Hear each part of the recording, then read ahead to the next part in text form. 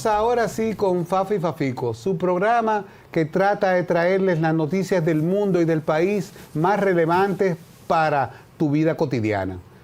En el programa de hoy vamos a tocar algo que está sacudiendo a la humanidad y es el alineamiento diferente de los bloques políticos militares que durante los últimos 80 años han sido la punta del orden mundial. Y todo esto se está transformando durante el periodo de Trump. Para empezar el programa, como hacemos siempre, les voy a comentar la noticia para nosotros más relevante que ha pasado en el ámbito gubernamental o social en el país. Esta es una noticia que en marzo es muy significativa porque toca el tema de la mujer. Finalmente, tras años, se ha logrado que entre a comisión el estudio del artículo 53, que es el que dispone de las candidaturas congresionales, alcaldías y las presidenciales. Estamos hablando de todo el sistema político nacional.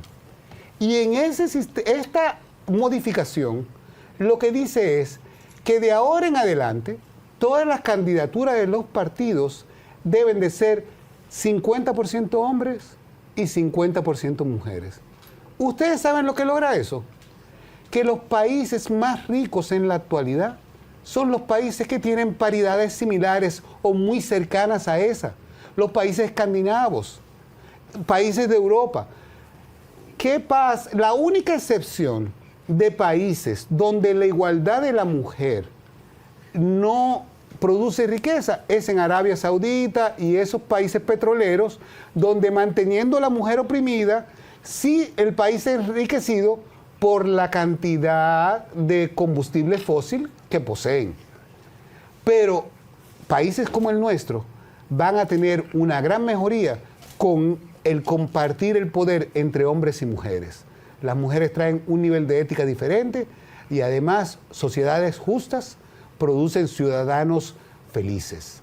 Ahora, para el tema de hoy, tenemos la introducción de Fafa Taveras. Gracias. Yo he insistido en un detalle. Mi preocupación es la actualidad. He dicho que el pasado es una referencia, que no es una guía, es solo una referencia. Que el desafío es entender la actualidad y las proyecciones de esas actualidades. Y eso es cada vez para mí más importante. Estamos asistiendo ahora en el mundo, podemos repetirlo, a un acontecimiento decisivamente importante. Hasta ahora, desde la Primera Guerra Mundial hasta ahora, algo más de 100 años, Estados Unidos ha tenido un predominio indiscutible del poder en el mundo. Con una garantía, evitó en 2 guerras que la sociedad norteamericana no fuera afectada. Y desde ese punto de vista conservó toda su estructura productiva, toda su base científica y además consolidó el hecho que en ese mundo unipolar ellos eran el jefe. Estamos asistiendo al relevo porque se está agotando esa jefatura de Estados Unidos. Ahora estamos asistiendo, de hecho, a una nueva realidad. Este programa queremos dedicarlo a entender esos aspectos relevantes del presente momento. Quédense con nosotros que cuando entremos vamos a empezar por qué son los aranceles, para que entendamos de qué se trata esta batalla.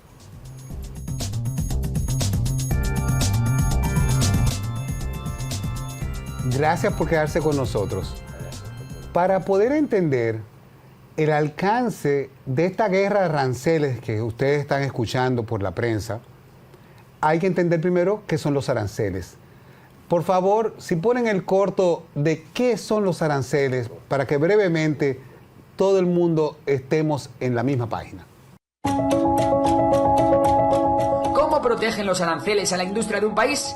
Vamos a verlo con un ejemplo. Imaginemos que una tienda en Estados Unidos quiere vender paneles solares fabricados en China, donde los costes de producción son mucho más bajos y los competidores son mucho más eficientes fabricando paneles solares que las empresas que fabrican en Estados Unidos. Sin aranceles, el precio de los paneles solares chinos sería inferior al de los paneles solares producidos en Estados Unidos, lo que afectaría a las ventas de la industria estadounidense. Para nivelar el mercado, el gobierno de Estados Unidos puede imponer un arancel, por ejemplo, del 100% sobre el valor de cada panel solar traído de China. Cuando esto ocurre, como la tienda quiere mantener su margen de beneficio, esta sube el precio de los paneles solares chinos, haciendo que los consumidores deban pagar un precio más alto con el que los productos nacionales sí que pueden competir. De esta manera, los fabricantes de paneles solares estadounidenses podrán sobrevivir y poco a poco ir ganando escala y conocimiento técnico para ser cada vez más eficientes. Sin los aranceles, la industria de los paneles solares estadounidenses quebraría irremediablemente, dejando al país dependiendo de China en un sector estratégico para el futuro. Además, en este escenario, muchos estadounidenses que trabajan en los fabricantes de paneles solares se quedarían sin trabajo. Vale, está claro que las empresas nacionales son las grandes ganadoras de los aranceles, pero ¿alguien más sale ganando? Pues sí, el gobierno. Al menos a corto plazo, ya que cobrará unos cuantos aranceles por el camino y llenará sus arcas, aunque a largo plazo los efectos pueden ser contraproducentes. Ahora os cuento por qué. Poner aranceles a un país no suele salir gratis, y es que el país al que le pones los aranceles es muy probable que responda poniendo sus propios aranceles a tus productos, lo que puede tener un efecto muy perjudicial en tu economía. ¿Os imagináis que a un país como España le tocan las exportaciones de aceite de oliva? ¿O a los argentinos las exportaciones de carne? Por eso, las empresas exportadoras pueden ser víctimas de los aranceles que pone su propio país, pero no son los únicos que sufren cuando hay aranceles. Y es que quienes más sufren los efectos de los aranceles son los consumidores, gente como tú y como yo. Al final, estás comprando a la fuerza producto nacional, que es menos eficiente, o en el mejor de los casos, estás comprando producto de fuera a un precio mayor que el que lo comprarías si no hubiese aranceles. También algunas empresas importadoras pueden tener menos demanda de productos si los aranceles hacen que su mercancía se tenga que vender más cara al público.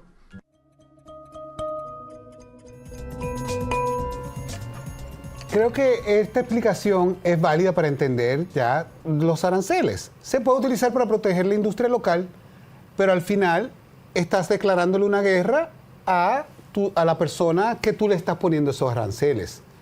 Aquí han pasado un fenómeno interesante.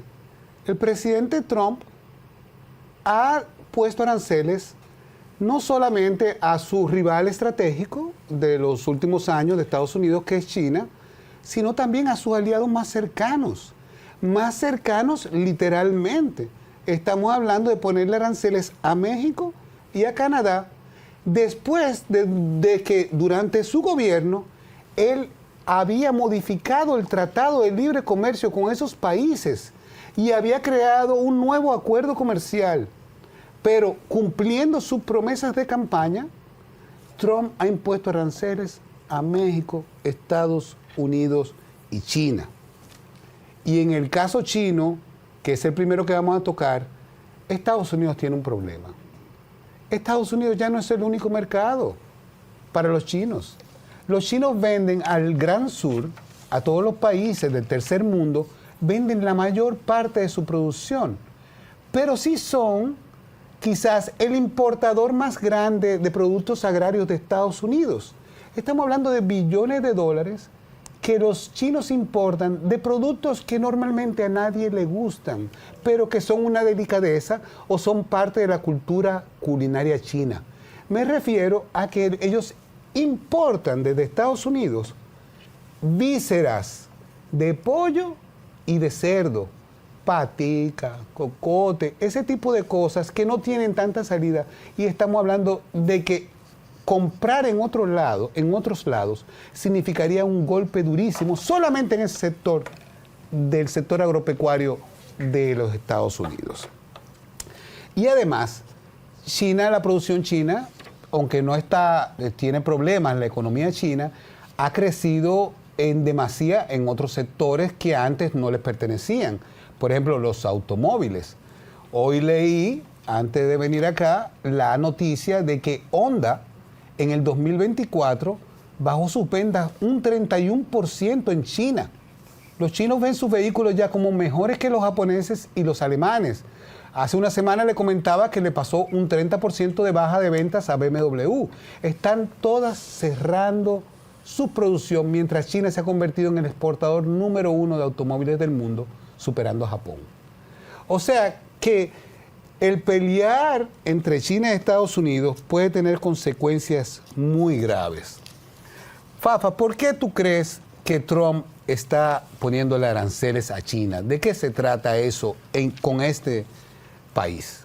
Lo primero es que da la impresión de que ahora hay que esperar a ver el resultado, que la estrategia norteamericana no está clara, que Trump está tomando medidas ante un hecho.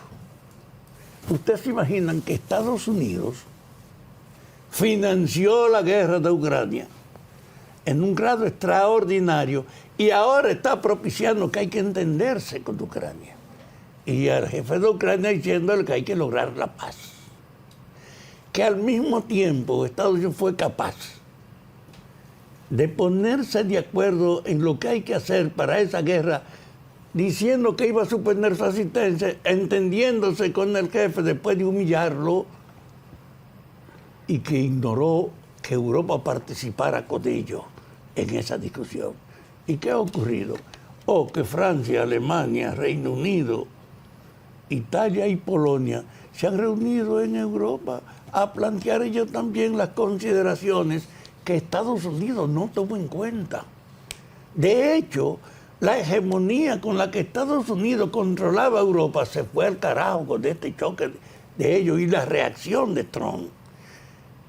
Y se está planteando que hay que terminar la guerra, pero se está discutiendo ¿y cuáles son las condiciones que se le van a imponer a Ucrania para que acepte la paz?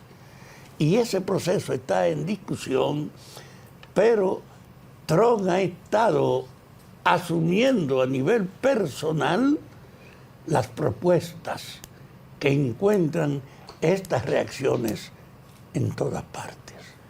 No, reacciones, amigos televidentes, que se han sentido duramente en países aliados también. Y ahí la lógica del motivo, de las razones de esto, ahí empiezan a desaparecer. No voy a ponerlo yo. Lo dice el Wall Street Journal, diciendo, esta es la guerra de tarifa más absurda de la historia de la humanidad. Pero eso de la tarifa es un aspecto inexplicable, porque México y Canadá tienen más del 30% de su intercambio comercial con Estados Unidos, y a los dos lo ha amenazado con incrementarle la tasa, e incluso le ha dicho a Canadá, a ti lo que te corresponde es que te integre como parte de Estados Unidos.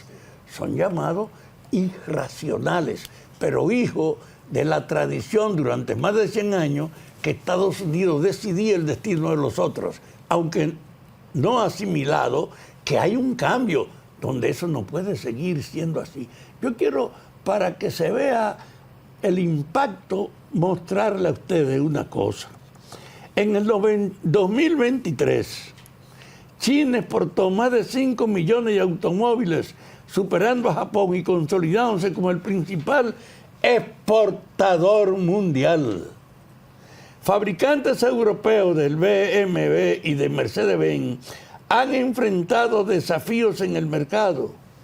En el tercer trimestre del 24, BMW experimentó una disminución del 30% de ventas en China, mientras que Mercedes-Benz registró una caída de un 13%. Honda vio caer su venta en un 31% en China, abriendo por primera vez en 9 años que se venden 1 millón de vehículos. Menos de 1 millón de vehículos. Primera vez. Si lo que tú quieres ver, que hay una modificación no integrada en la nueva lógica, porque la emergencia de China y su tendencia a la autonomía ha puesto en evidencia una cosa. China se desarrolló gracias a la relación de Estados Unidos, porque China le ofreció ser una zona franca para que ellos invirtieran allá el mejor narcótico, más seguridad. Y en alianzas. Decenas de años los norteamericanos propiciaron que China se pusiera al día en el tono de las teorías nuevas, de la tecnología, de que preparara sus casos, que se habilitara, y llegó un momento en que China ha evidenciado que no tiene por qué seguir siendo lo que era. Y esa ruptura y ese cuadro es básico entenderlo para poder hablar de nuestra política de hoy. Tomando eso que tú dices, para que ustedes vean cómo China, que permitió que las industrias automovilísticas entraran, pero asociadas con ello, aprovecharon ese conocimiento. Y en el día de hoy también salió la noticia de febrero, las ventas de febrero de vehículos eléctricos en China. Señores, aumentaron un 95% la venta de vehículos eléctricos totalmente eléctricos y un 53% la venta de vehículos híbridos que tenían algo. La gran mayoría de todos esos vehículos son de fabricación china. O sea que hay un impacto muy grande. Pero donde hay un impacto muy grande y emocional, donde la gente se ha sentido agredida con estas amenazas, estos chistes de anexión que se lo están tomando en serio, es en Canadá. Escuchemos qué dicen los canadienses en este próximo corte sobre los aranceles que le ha impuesto su país hermano, Estados Unidos. Today, I am announcing that the Government of Canada, following a dollar-for-dollar approach, will be imposing, as of 12:01 a.m. tomorrow, March 13th, 2025, 25% reciprocal tariffs on an additional $29.8 billion of imports from the United States.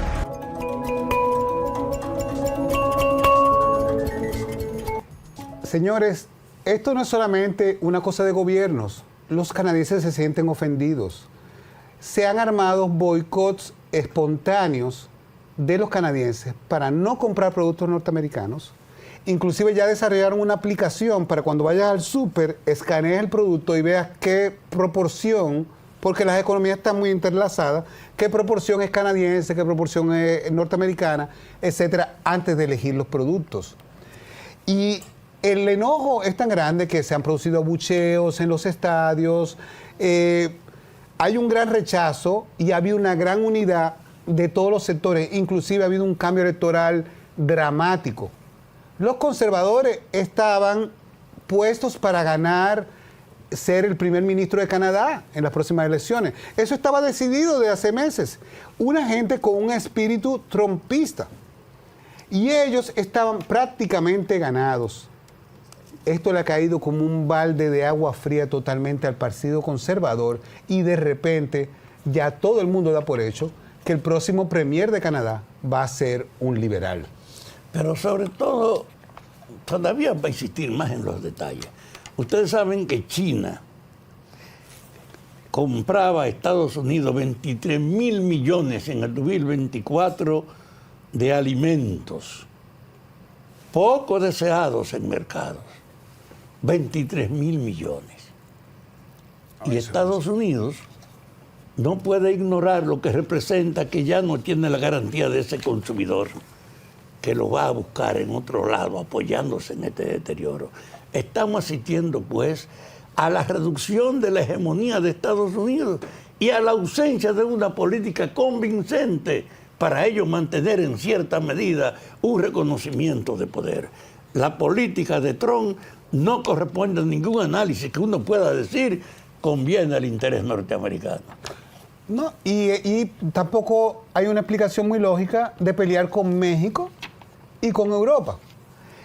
La Unión Europea a las amenazas de aranceles ha respondido y quisiéramos también mostrar en este corte cuál ha sido la actitud de ellos frente a estos aranceles sacados de manga por hombro que le ha impuesto el gobierno de Trump. Por favor, si pudieran poner el corte de la Unión Europea.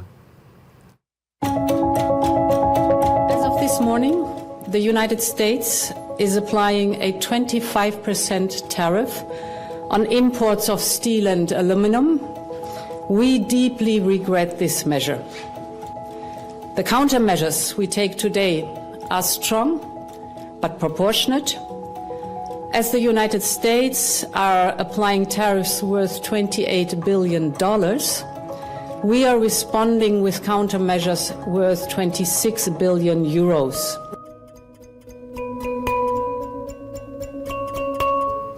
Y así como respondió Canadá y como respondió la Unión Europea, hay que destacar que Claudia Sheinbaum, la presidenta de México, ha sido genial en sus respuestas.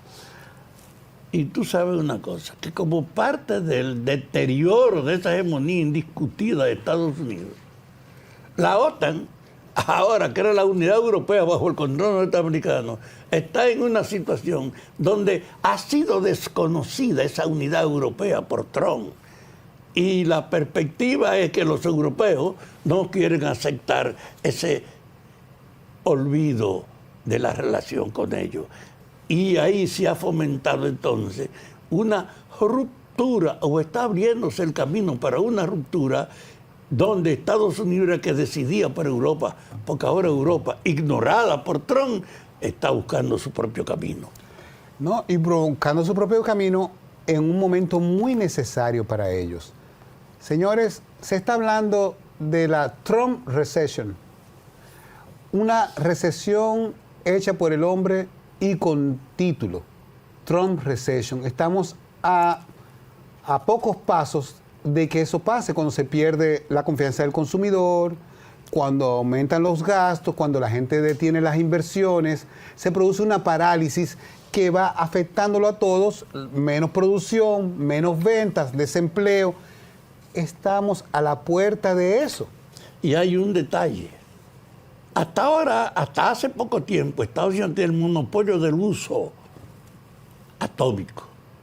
Sabe que eso terminó. Y como parte de que hay otros países que tienen capacidad para responderle, Estados Unidos que no puede usar la amenaza de la guerra, preservándose, porque no hay manera de pensar que en una guerra que se desencadene, Estados Unidos pueda conservar, como pasó en las dos primeras, su sociedad sin que lo toquen. ¿Ustedes se imaginan que se provoque una guerra y haya bombardeos atómicos en Nueva York, a San Francisco, a decenas de estados que son posibles? Esas son cosas que están ahí en la seguridad y en la mentalidad. Estamos pues ante un proceso que necesita un reordenamiento para establecer una paz confiable. Señores, al día de hoy han pasado apenas, parece que fue increíble que desde febrero 20, cuando Trump tomó la presidencia, se ha dado este cambio geopolítico tan gigantesco e impresionante en las relaciones que tenían años y en las alianzas que existían durante años. Esto ha cambiado y de esto vamos a hablar en el próximo bloque, de cómo han cambiado las alianzas entre los países y cuáles son los nuevos ejes de poder que se están poniendo en el mundo, porque se acabó el mundo unipolar. Estamos pasando a otra etapa nueva. Quédese con nosotros, que el programa se vuelve más interesante.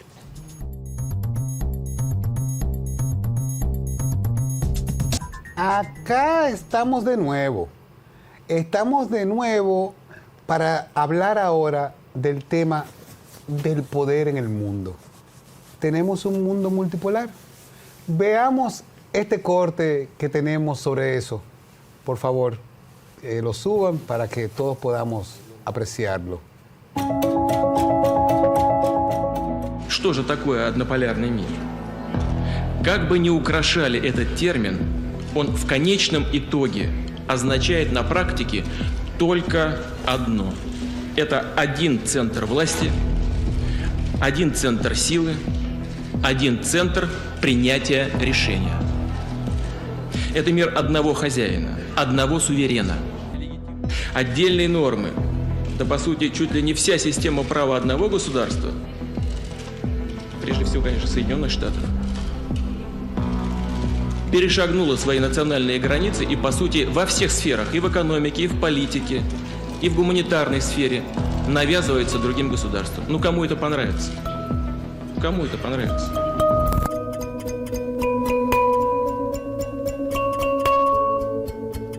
Este hecho que muestra en esa declaración del jefe de la Unión Soviética, que estamos frente a una realidad global diferente, donde ha terminado la hegemonía de Estados Unidos. donde se le ha roto su unidad con Europa, donde no tiene el predominio de usar su fuerza como una contención de los otros.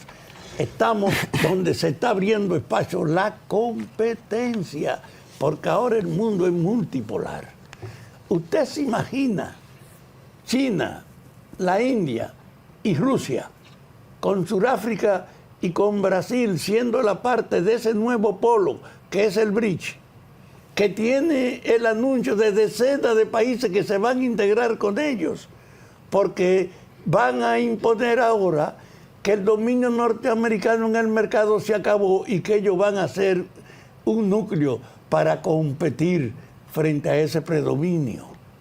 El hecho mismo de que en la ciencia, en la tecnología y en la cuestión militar ellos se sienten con la seguridad de saber que la hegemonía de Estados Unidos es parte del pasado, con la garantía de que ahora hay que entenderse o mostrarse superior en la transparencia de la competencia, porque no va a depender la sumisión del control de nadie controlando el mundo.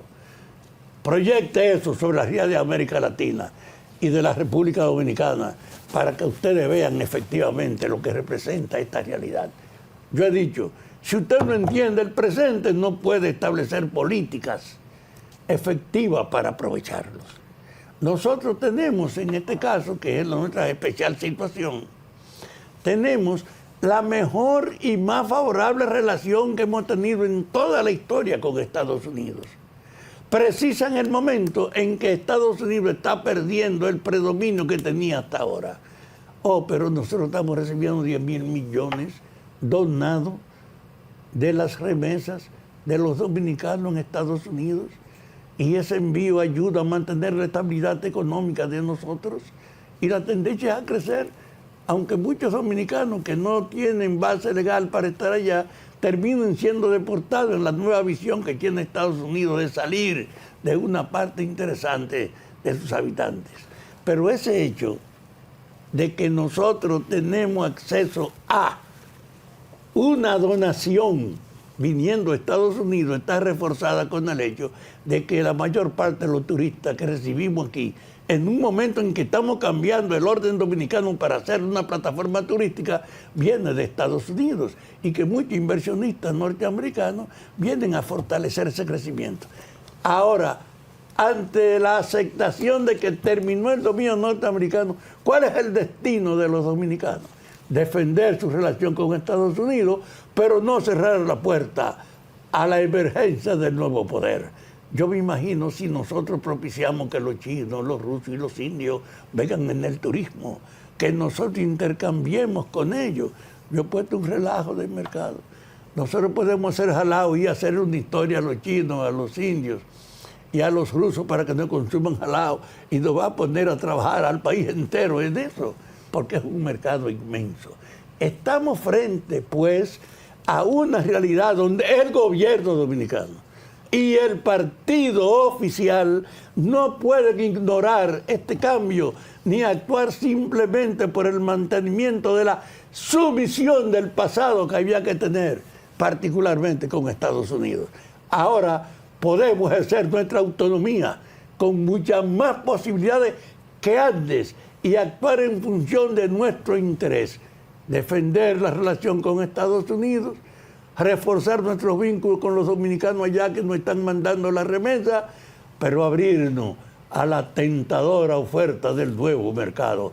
Yo quisiera ver aquí establecido al BRICS en su relación con América Latina, porque nosotros estamos en la mitad del continente, y si eso fuera posible, esta sociedad tiene la más grande posibilidad de afirmar su desarrollo y su crecimiento sin tener que pagar el precio de la sumisión con lo que la mayoría de la región se imponía sobre nosotros.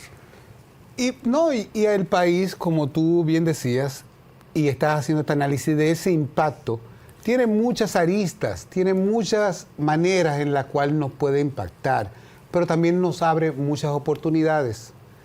Si siguen la colocación de aranceles de productos agrícolas a otros países, recuérdense que Dominicana tiene algo muy especial. Nosotros no tenemos superávit con Estados Unidos.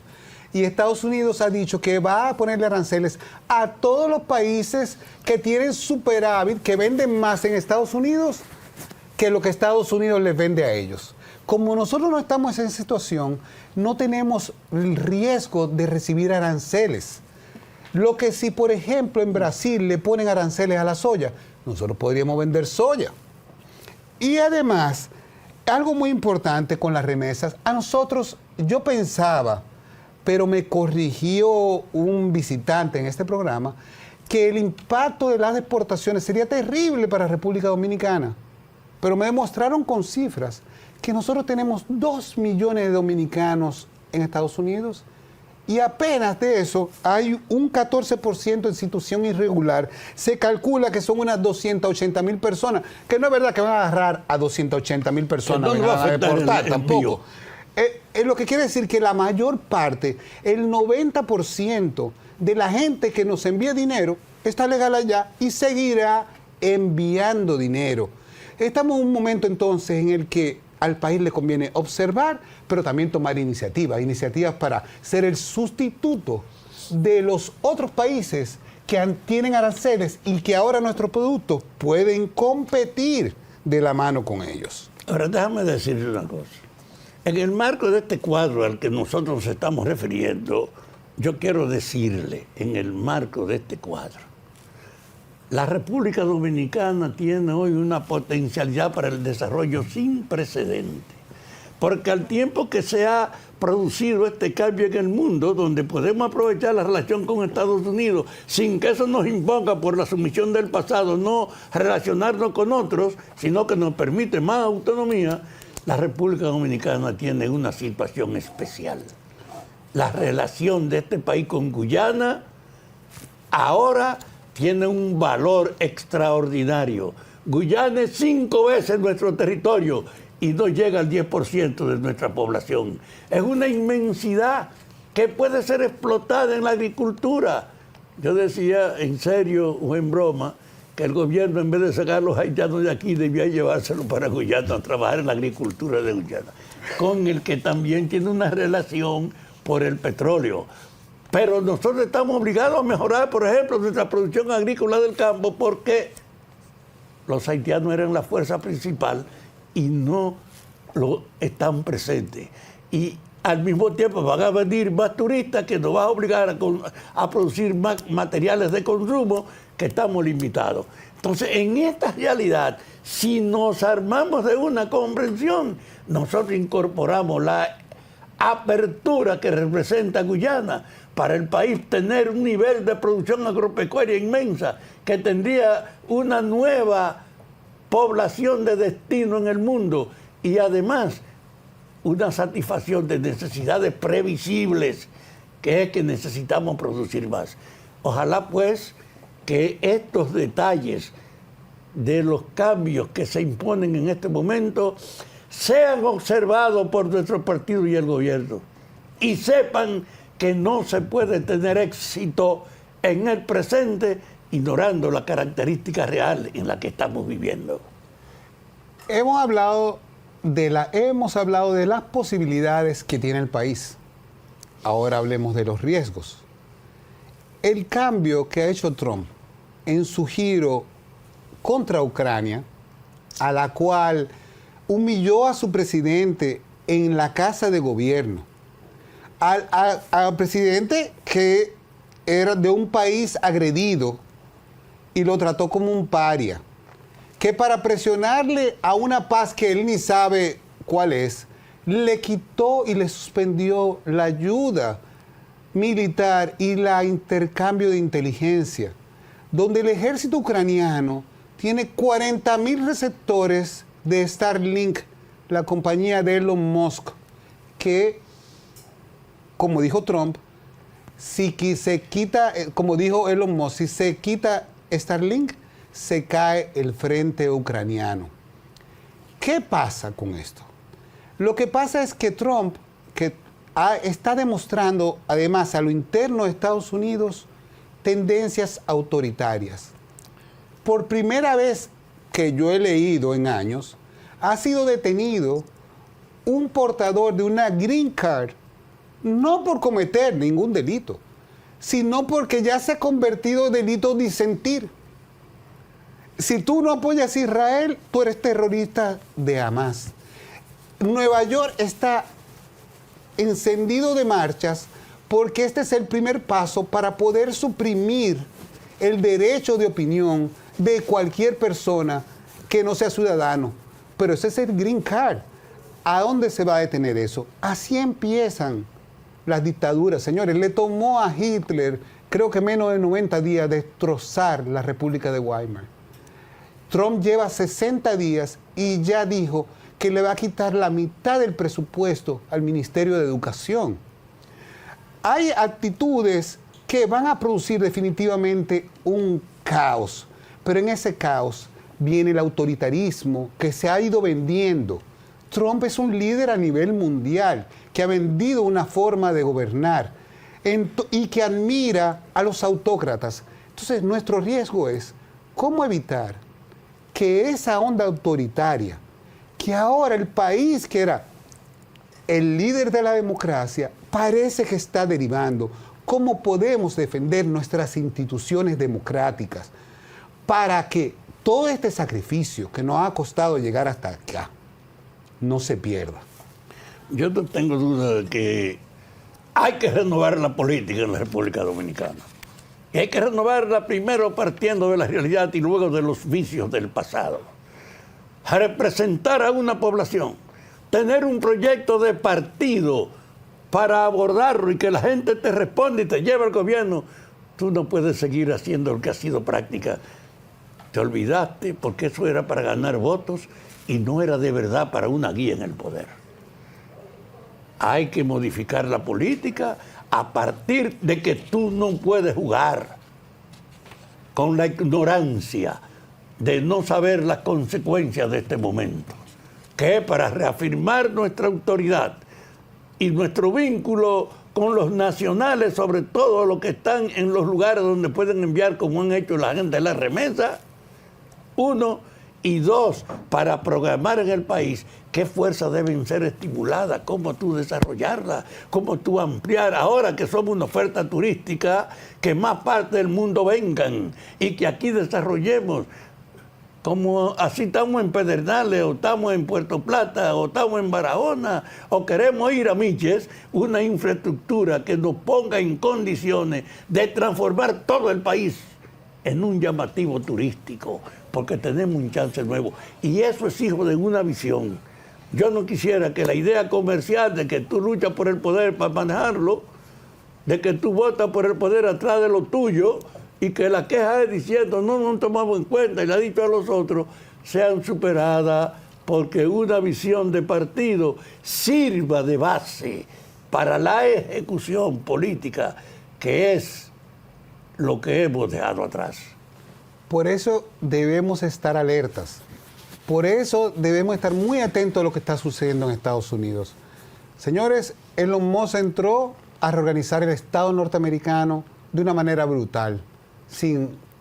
No tenemos ahora las pruebas de los análisis que él dice de billones de dólares que han quitado en gastos del gobierno. Lo que parece es un desmantelamiento del Estado norteamericano y sus instituciones.